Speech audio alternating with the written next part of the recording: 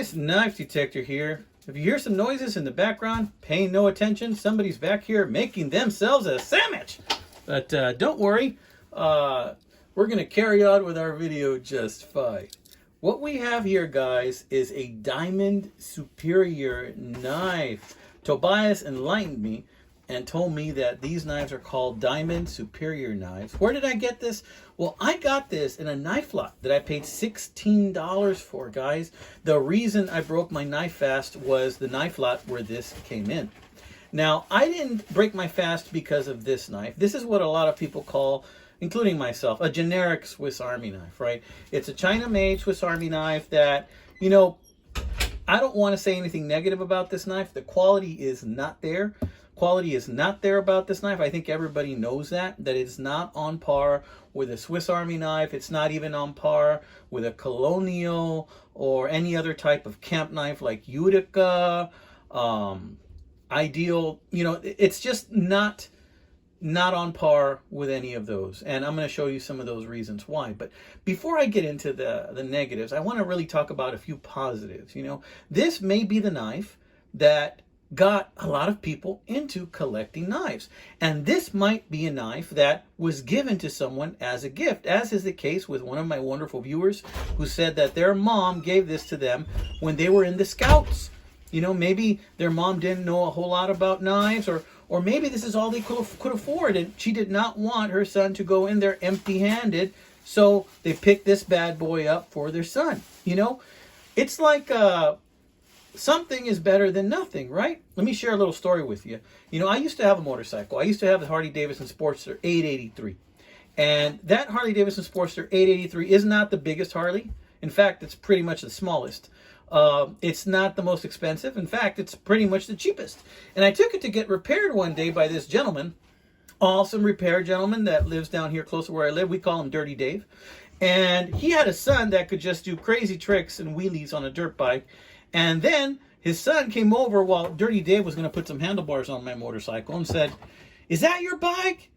And I said, "Yeah." And he said, "That's a Piglet." And kind of tried to make fun of me because you know how they call Harleys hogs. Well, Sportsters, they call them piglets. Well, in any case, I said, "Yeah, I guess it is." And then his dad corrected him and said, "Well, Piglet is better than no let." You know, in other words, it's better than no Harley at all, you know, and that's pretty much how I feel about this knife, you know. If it's all you got, then you're going to make it work. Necessity is the mother of invention, and if you needed to make this work for your needs, you could do that. Now, that's being said, let's go ahead and look at some of the features on this knife. Now, you're going to look at this shiny, cheap, kind of like pot metal looking stuff. Not very strong metal. I expect it would break under duress. Here we have a weak snap right off the bat, and on this Phillips that, you know, really isn't that great. You know, it's kind of thin. You know, it probably would work, you know, and probably not as many applications as Swiss Army knives, but you know, it probably would round off after a while, I'm guessing, because this is a weak metal. You know, let's take a look at what's after the Phillips. Can't really access this, can you? No, not when the Phillips is open. So we're going to take this off. I think this is supposed to be an awl, but as you can see, it has no sharp edge. It's just basically that shiny type of metal, and I suspect this type of metal would not last very long. It's very roughly made and crudely made. No real sharp edges, you know. And then can't really access it without having the other tool open. You have to have it. So even pulling it out is an issue. So let me use this one. Okay, this I think is supposed to be a nail cleaner of some type. I guess you could use it for that. That would work. This is supposed to be a file, but I've tried it and it does not work at all. I mean, that's pretty smooth. It doesn't take anything off my nail. Doesn't work at all. What's this? This is supposed to be the awl. But you better make sure that hole is all completely made in that leather or fabric before you use this thing, because this thing is dull. It is extremely dull. It's not going to punch through anything. This wouldn't hurt a fly. So it does have a hole. That is a plus, you know. Then you have a corkscrew. And again, this corkscrew feels like very weak metal. probably could break off, and weak snap on all of these. So again, this is a very, very budget knife. Let's take a look at the other tools. I haven't tried it, so I can't tell you if this will actually work, this can opener. It does look like a basic can opener, so it may get the job done. If that's all you had, you could probably make it work. This is supposed to be the flathead, but if you look at that, it's kind of thick there on the tip. This will probably not fit most screws with flathead type heads because it is so thick and it doesn't come off to a point at all. It's just flat and it's pretty thick. This is the cap lifter. I don't have anything to try it with, otherwise we'd check it out. But I expect that, it might work. These are the scissors. Not on par with Victorinox scissors at all. Kind of loose, Yeah. Although feeling it, it does feel a little bit sharp in here. Might cut a little bit.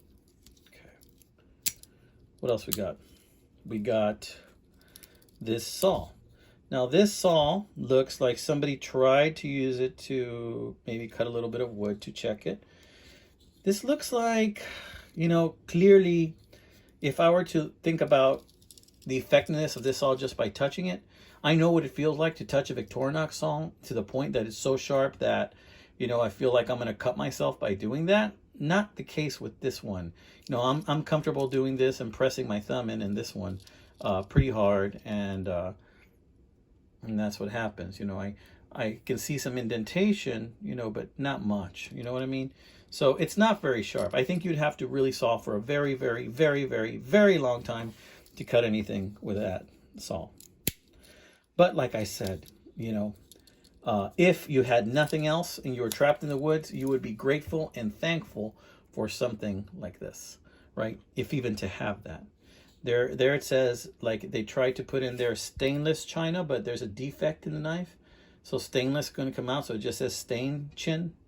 It says stain chin. So, and nothing on that side. Is this sharp? You know what? It does feel like it's kind of like it has a little bit of an edge, but yeah, not very. Not very. It's on there good. It doesn't have any wobble, that's for sure. But yeah. So you can probably find one of these Diamond Superior knives. And let's talk about the name Diamond. Diamond Superior. When you think of diamond, you think, wow, more precious than gold. Diamond. Superior, which is the highest. It really seems like someone was trying to, when they named this thing, making it seem like it was the top shelf product to try and convince people to buy it, right? A lot of people call these Star in Q, including me. I've called it that before too, because I honestly didn't know what they were called, but thank you, Tobias, for letting me know what they were called. I used to call them the Star in Q knife, because this looks like a letter Q and this looks like a star. But thank you for educating me, Tobias. But that being said, any knife is better than no knife. And if you need a tool and you don't have anything except your hands, then this might get the job done. If you were out trapped somewhere and you couldn't get out and you needed something to jimmy the lock, heck, you might be able to use this. If you were stuck on the side of the road by some desert and you didn't have a way to access some flathead screw under your hood to maybe loosen a radiator hose or something like that, or to replace a radiator hose, you might be able to use one of the tools on this thing to get it done. Even if you have to snap this off and at the tip to use that as a flathead, you might be able to get it done, right? So in any case, something is better than nothing, and this is a knife that may have gotten a lot of people started. So I don't want to put it down, but I do want to give you an assessment of what it does look like and what it might be capable of. All right, my friends, this was not a quickie, but this is a Saturday video, and I'm going to try and throw you some Saturday videos every now and then, but I'm going to leave my, maybe a little bit more higher and well-known knives for my Mondays and Friday videos. But on Saturdays, I might throw you a bone and show you one of these bad boys, something that's budget, something that's inexpensive, maybe something you haven't seen before. All right, my friends, God bless you. Have a wonderful, wonderful weekend. Go out there and hunt, because guess what? Right now, That's what I'm doing, amigos. Take care.